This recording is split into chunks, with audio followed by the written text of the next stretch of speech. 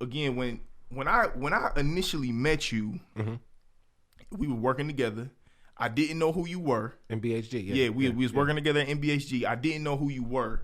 And it's funny because at this point in time, I got my eye on your sister.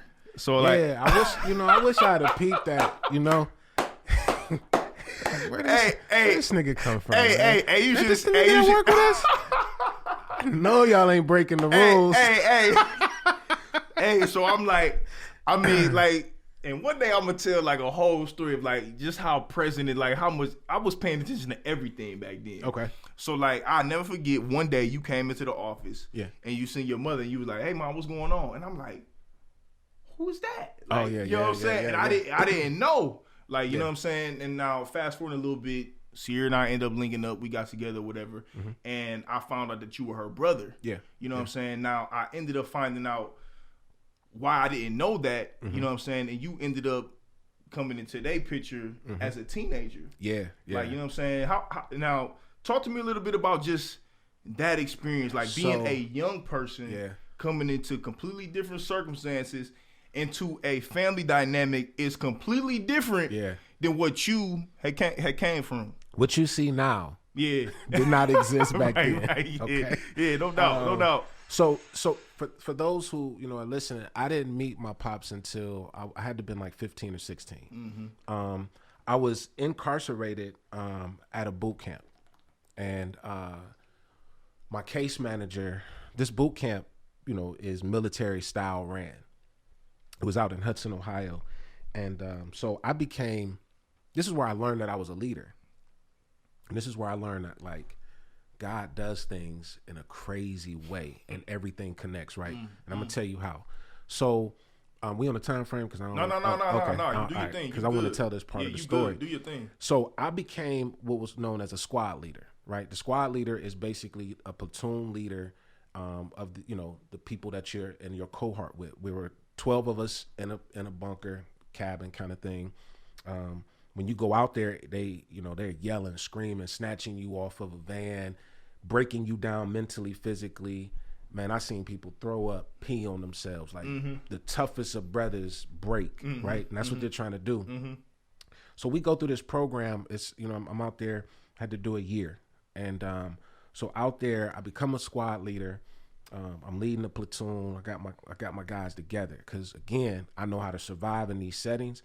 And what's gonna help us is we need our rec time, we need our snack time, we need our phone time. So, making sure that brothers got up on time, that their beds was made, clothes was folded right, because we dealing with crazy cats from the Army, the Navy, the Marines, and they treating us like we about to go to war, but they also treating us like crap because we prisoners at a young age.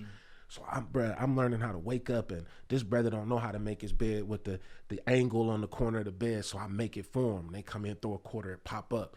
Now ain't nobody got no points. We get everything we need. So my case manager comes to me. So this is what happens too. So they call cadences when we march.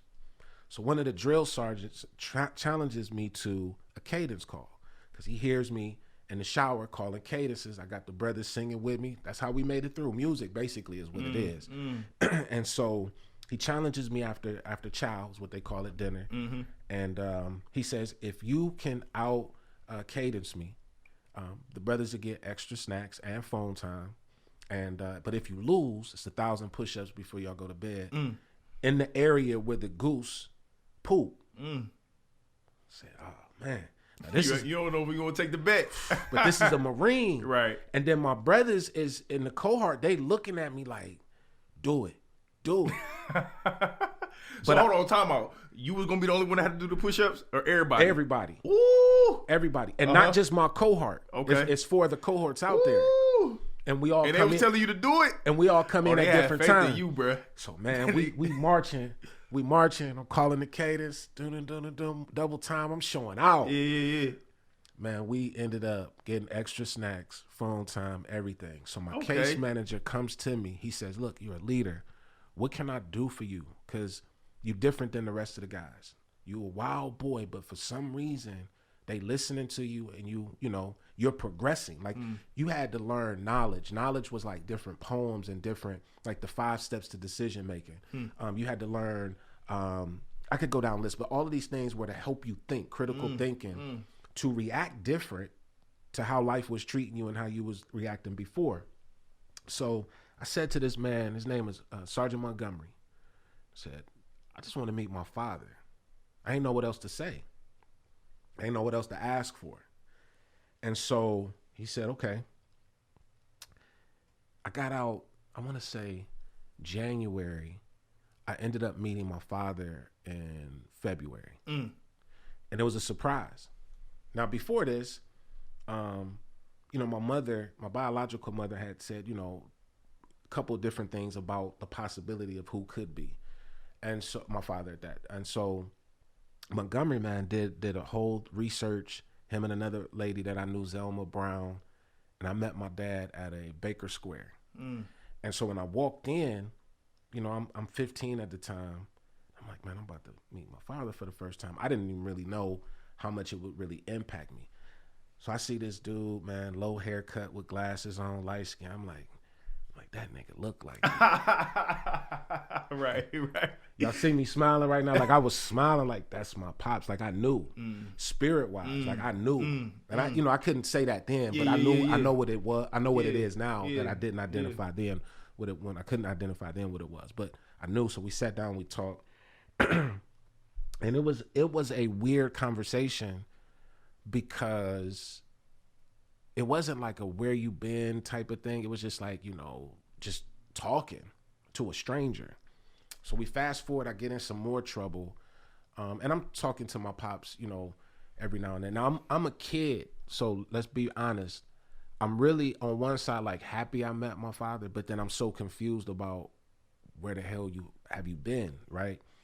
And so we were talking, and so I ended up getting into some more trouble. Ended up catching an assault case. But when you leave the boot camp after doing your time, so it's a year program where you're locked up, but you got to do another 9 to 15 months of probation aftercare. But at any given point, these mugs can come kick down your door, snatch you out of bed, put you on a bus, and take you right back. So, bruh, I ended up catching this assault case in my front yard, and police was called. Now, mind you, I had so many run-ins with the police. Like in Cleveland Heights, they drew guns on me at the age of 12. Like, just I hated police. Anytime they came, we was gonna work. That's just, you know what it was. Not understanding what I know now, right? So now I'm even more thankful. So when people be like, "Oh, you don't," like I do know, because I have had those guns pointed at me, and at any given, there wasn't tasers back then. Wasn't tasers. And it wasn't no cameras. And it wasn't no cameras. So I'm in Cleveland Heights on Lee Road, you know. So yeah. So so catch another case. I ended up leaving the scene, and at that time, payphone. You know, I went into the payphone. First person I called was my pops, and this is, you know, one of my first interactions with him in terms of trouble. So I called him, and he said, "Son," and that is the first time he called me son, and I knew I was going back, but I called him, and so somehow, some way.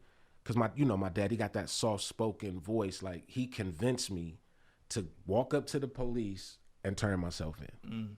So I go back to jail, not back to the boot camp yet. My hearing comes up. I don't even know this is being worked out. It was worked out where they would not send me back, but I could go live with my pops. And if I go live with my pops and graduate high school, don't get in no more trouble, everything's thrown out. But if I mess up, I got to go do 2 to 3 years. You know, in juvie. Yep. Now, mind you, I'm 15, so what year is this? Man, what is this? So I graduated 98, so 98, 97, 96. Okay. Maybe 95, 96. Yeah, somewhere in there. 95, 96, yeah. So I come to Akron, y'all, and... Hey, be respectful. Be respectful, bruh. I know how you feel. Be respectful. This bullish. No. Yo, hey, See, y'all see, see, y'all see Brian and Cleveland and Akron, but the locals, we know. Yeah, it's Akron different. Cleveland, it's not different. The same. Yeah, it's not the same. And shout out to LeBron for unifying us during the basketball season, but bump that. It is not the same. Listen, Cleveland will not come to Akron for events, right? Right. But Akron do come to Cleveland. That's a fact. And so, that's a fact. And listen, for the record, Cleveland feel like we the capital. Yeah. Like we don't even respect Columbus. So yeah. It ain't nothing personal. Uh-huh. So I moved to Akron, man, talk about culture shock. So I have 2 sisters. I have a new mom. And I got a dad. That's a pastor. Right? And I'm this bad kid from Cleveland. Yeah. And I'm thrown into a structure that I would have never understood. My mom was great. Like she even let me kind of back up. Just because she had her addictions and stuff, my mom was still great. Like she, we had struggles, but me and my sister Kelly and my brother Cameron are who we are because she, as a single mother, did her thing in making sure we were good. So we understood family and stuff. Might have been a little dysfunctional, a lot of dysfunction, but over here, getting up every Sunday for church and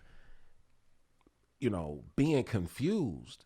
Like, and so this is more confused than living in foster home because I was in temporary care too, in foster care. So I move and it's a culture shock because I got 2 new sisters and a mom and a dad.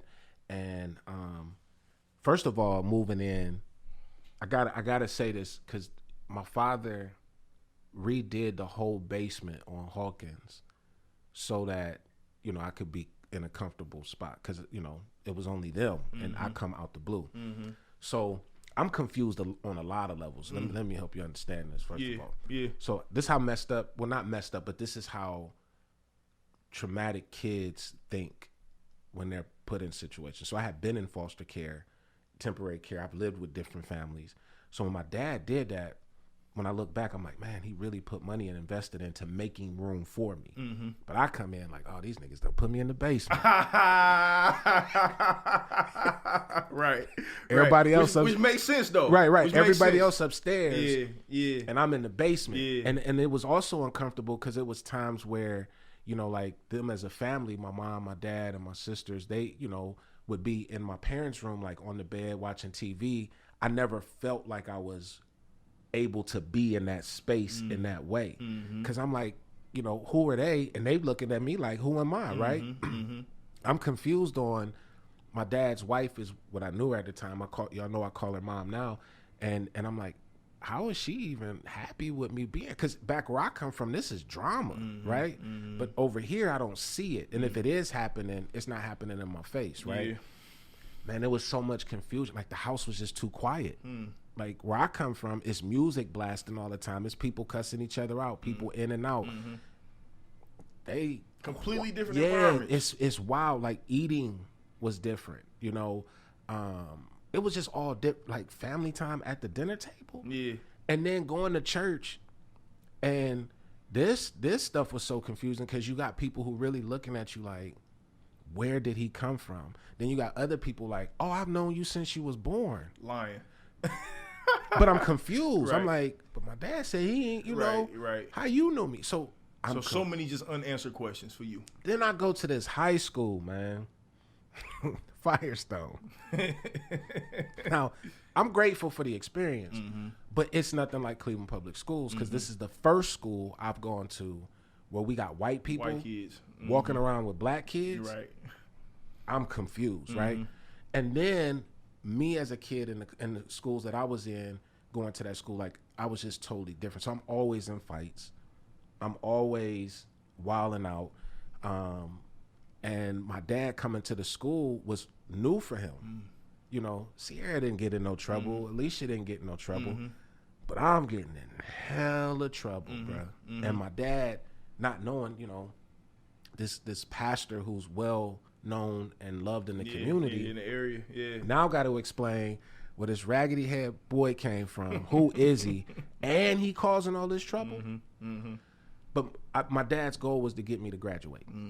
And so we stuck it out, man. And during that time, what helped me survive too was Mr. Singleton, Rob Singleton. Because shout out Mr. Rob. Yeah, shout out Mr. Rob, because his son, came. Lil Rob. Yeah, came from Philly to live here.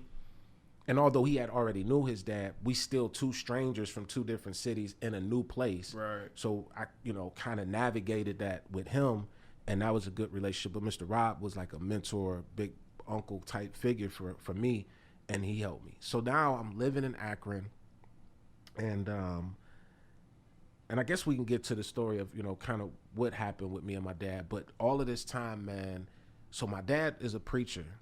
He would travel. I remember the first time they went out of town, I threw a house party. Cause what else would you do? Like, you know what I'm saying? You gotta, yeah. And my sisters is nervous, right? Cause they like, this don't happen, right. But I'm wild, and I got people coming in and out the house. Now I'm so dumb, I don't even know the church members live across the street. So they watching you the whole time. Watching. Hey, Pastor, and you got a party. And they know what's going on out of town. I'm waiting till my dad and them go to sleep. I'm trying to steal the car. Yeah. Just all type of stuff that probably blew his mind. And I was expecting him to do what other people had done, which is throw me away. You got to go. You got to get up out of here. And he probably felt that way, because soon as I graduated, boy, he made sure I was on my feet and up out. He put me in Spring Hill. Yeah. So, which is the projects of people who don't know. The towers. That's not a knock against my pops. Right. But he was probably stressed out, bro, because this was new for him and his family. Yeah. And graduation was nothing short of a miracle, because and shout out Miss Anderson, because she was an assistant principal at Firestone, and she just saw something in me. Like, at that time you had a principal for each grade level.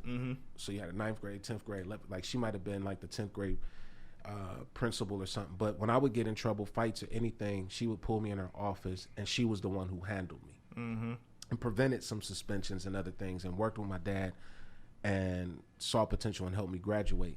So graduation, man, was nothing short of a miracle, because I didn't find out I was graduating until I was in the line. Like, I got my gown and stuff on faith, So I know my dad was praying hard, bro. Right. Because it was a struggle, because I came from a school that didn't teach or didn't even have what Firestone had, right?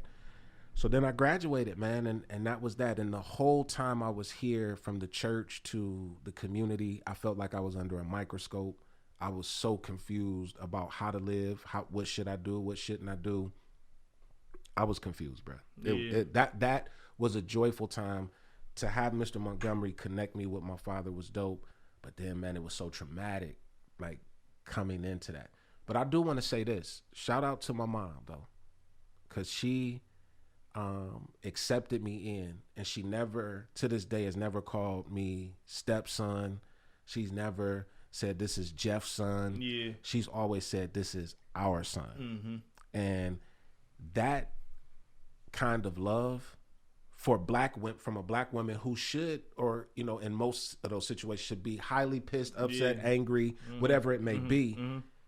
She loved me too, and she, I think, is the reason why I accept what this family is now. Yeah.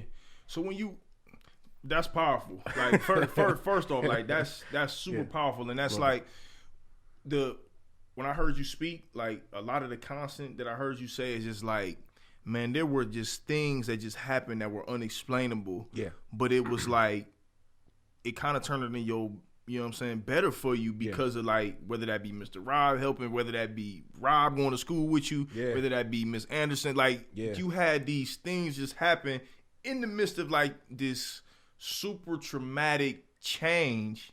And, like, I mean, in your formative years, like, you know what I'm saying, 16, like, completely different than what you were used to. And we talking about traumatic experiences from the age of 5 all the way up until then, you know. And let's even go deeper back then, being beat on as a kid, being molested as a kid, as a kid, having a family member put a knife to your throat, those kind of, like, we like, man, this is the black family, but it's not. You ain't supposed to survive these things. It's people that I know have killed themselves, or family members have killed them or the streets has killed them. Yeah. So yeah, we talking about years and years of traumatic experience. I want to add this in there, man, because I think this is a dope part of the story too. When I was locked up in DH, and I'm gonna show you, just how God works, brings things together. If I had only known my dad's name, I would have been able to meet my dad when I was probably 12, when I first went to the DH, the detention home in Cleveland for juveniles who were locked up. But let me tell you what happened. So I'm on the pod, the introduction pod 1A, where you go when you first get there. Then I was transferred to 1B. 2A, 2B was like for the hardened criminals, and then 3 was like for people who wasn't going to be there that long. So I'm in 1B, and this man comes in. He's the chaplain. His name's Reverend Hewley. He comes in, and everybody's running to him, talking to him. I'm off in the cut chilling because I'm new. Mm-hmm. And actually, I was writing a letter, and he walked up to me. He said, and he never knew me. He just said, "Do you know how to cut hair?" Mm-hmm. Well, yeah. Mm-hmm. I mean, a little bit, because I was cutting my own hair at the time. And so he says, "I want you to come down to my office, cut my hair." So I go down, I cut his hair. And from that day forward, he allowed me to get off the pod every day to cut hair all day for kids, for the boys who was going to court. And so not only did that, kind of give me popularity in the spot, and I was good. Like, I was good. No issues, bruh. Don't let that go over your head. Yeah, man. I was good. Untouchable.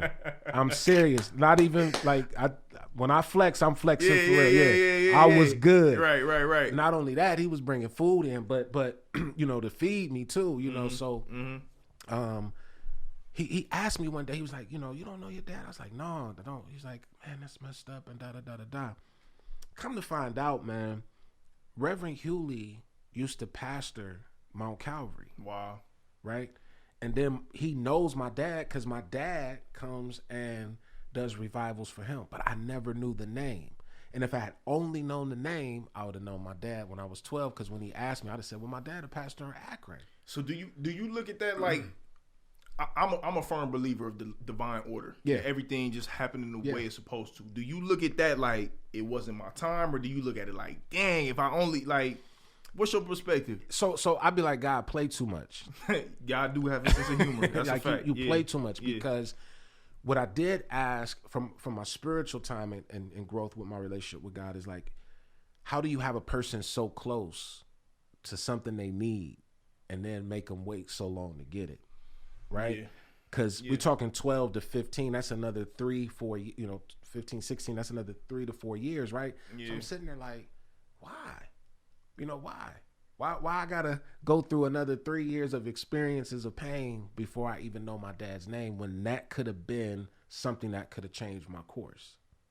And so, but I'm thankful for it, because in some kind of weird way, I believe that God orchestrated it where, even though it wasn't my father, it was somebody connected to him that kept me protected in one of the darkest hours of my life. Very much so. Yeah. And it was kind of like you getting closer and closer. Closer and closer, right? And we don't know those steps until we look back like, wow. Yeah. But Reverend Hewley was a father at that time who was protecting a son. Yeah. And it just so happened to be a spiritual relationship. And down the road, I've always had respect for that man, because that was where I first learned what ministry was. Mm-hmm. It's him doing what he did for, young men he didn't even know, but he would go to court for all of them and speak on their behalf and try to help them. Yeah, that's dope. Yeah. That's beautiful too. Yeah. Like being an adult now, do you feel like you have healed from those traumatic experiences, or was it just kind of like ongoing for you today? Man, I'm gonna say something. I don't know. I don't know if I've ever experienced in my life a place of complete healing. Mm-hmm. Mm-hmm. It is always a process of healing. Yeah. I have definitely grown and appreciated and valued the things that I've gone through. But I can't say I'm completely. Well, I'm just talking about healed from those experiences. No. Like, even to this day, as close as our family is now, like I still, kind of in certain instances eggshells. You know, like, you know. So I'm the type. Let me give a good example. I remember nobody's birthday. Right? Okay. All right. Okay. Nobody. I'm following you. So like even my wife, like the only 2 birthdays that I remember consistently are my daughters. So my wife's birthday, I'm like, baby, when your birthday? And so, you know, and you're like, dang, bro, that's cold. But it's really not. Like, we weren't raised to remember birthdays. You know what I'm saying? Birthdays weren't even our celebrations. So like that was you still carrying a lot of the yeah. And counseling again, Dr. Billy. Shout out to Dr. Billy. I realized that what I thought was normal, I'm now realizing wasn't, and that's why some of the things that I feel like I'm walking on eggshells with. So like if I don't remember my mom's birthday, I'd be like, dang. Yeah. Like I'm a horrible son. Yeah. And then I have to, you know, my wife has to remind me like, but you like that with everybody. Right. It's not personal. And it's and knowing the type of mother that she is, she doesn't take it personal because it's really the presence that she wants in terms of us being there physically and then, you know, spending time. So I never, you know, and then where I grew up, everything is conditional. People want something from you. You know what I'm saying? So, you know, it's just, I still struggle when it comes to relationships in general and being comfortable and building healthy relationships. Yeah, and that's first off, I think that is normal. Like, you know what I'm saying? It is very much normal to experience trauma, and like it's just ongoing. Like I remember one time my therapist told me one thing, like, because I would get to a point in my place of therapy where I'm like, all right, I'm talking about this stuff consistently. I'm talking about this yada yada yada. Like I'm done, right? Like, you know what I'm saying? She would laugh. She was like, John, like, you know, healing is not linear. Like there is no start and end point. Like, you know what I'm saying? It don't work that way. You know what I'm saying? Although we conditioned to believe that like there's a start and finish point to everything. Life is very much. Let me give you an example. So let's say you get a cut. You might get stabbed, right? And you get sewed up. That's one part of the process of healing. Exactly. You finally get healed where the wound is not open and the blood is not there. So people are like, oh, you healed. You can move properly. But every time you look at that scar, you are reminded of what you went through. You're not healed. Exactly. You are healing.